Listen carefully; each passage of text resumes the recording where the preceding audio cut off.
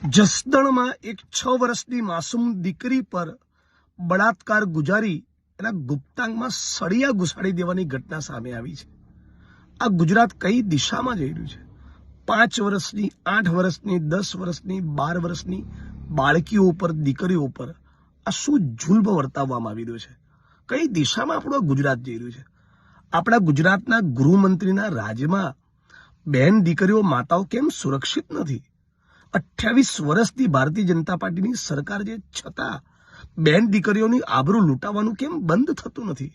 એક માસૂમ 6 વર્ષની દીકરી સાથે આવી ઘટના તમે કલ્પના કરી શકો? કોઈ બચ્ચો કહેવાય, ફૂલ જેવી દીકરી, એની પર રેપ કરીને એના ગુપ્તાંગમાં સળીઓ નાખી દેવું, આ કઈ હદની વિકૃતિ છે? આ સાહસ બળાત્કારીઓમાં એટલા માટે આવે છે કે આપણા રાજ્યમાં બહુ દુઃખ સાથે કહેવું પડે છે, ડ્રગ્સ માફિયાઓ, ભૂમાફિયાઓ, માઇનિંગ માફિયાઓ, બુટલેગરો, રેપિસ્ટ, કોઈના પેટનું પાણી હલતું નથી। બધાને એવી ખાતરી છે છેલ્લે અમારો વાળ વાંકવો નહીં થાય, અમને સજા નહીં પડે।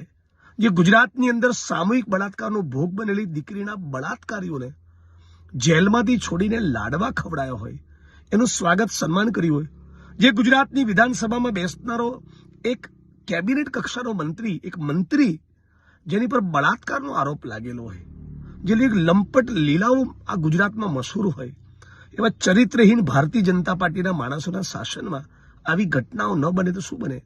હું માગણી કરું છું કે કોઈ પણ સંજોગોમાં તાબડતોબ 24 કલાકની અંદર જો આના કસૂરવાર બળાત્કારીઓને પકડીને જેલની સલાખો પાછળ ધકેલવામાં નહીં આવ્યા તો ઉગ્રમાં ઉગ્ર આંદોલન કરવામાં આવશે। અને કોઈ પણ સંજોગોમાં 6 મહિનામાં કેસની ટ્રાયલ પૂરી કરી આજીવન કારાવાસ થાય એવી સજા બળાત્કારીઓને થવી જોઈએ। હર્ષ સંઘવી, તમારામાં શરમનો છાંટો બચ્યો હોય ને, તમને કદાચ તમારા પરિવારજનોને પૂછો તમારું પરફોર્મન્સ કેવું છે, ગૃહમંત્રી તરીકે તમારામાં શરમનો છાંટો બન્યો હોય તો કમસે કમ આ દીકરીઓ પર થતા બળાત્કારની ઘટનાથી લાજી મરો અને રાજીનામું આપો। શરમ કરો, શરમ।